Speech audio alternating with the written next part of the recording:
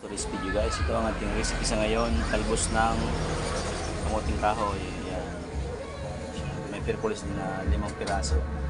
Yan siya. So, pakukulan muna natin sa tubig para mas lalong lumambot. Hindi ba makunit?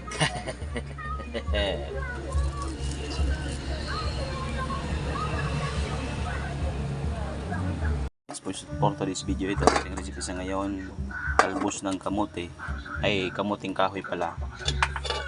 So naglagay na tayo ng pampalasa. Pinakulang pala natin siya para hindi masyado matakaw sa gata.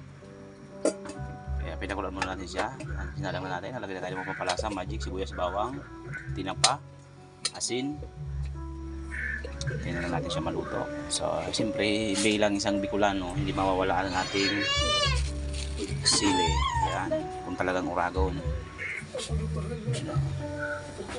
So guys, ang ilalagay natin sili hindi masyado maanghang. So winabal muna sa tubig para matanggal yung mga kakapit na dumi. Nilagyan natin yung sili. Ayan siya.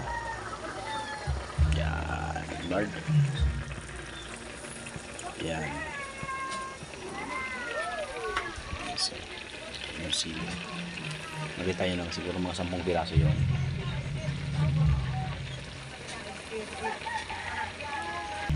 Okay, so yun na guys. Ito na siya. So medyo nagbawas na rin yung sabaw niya.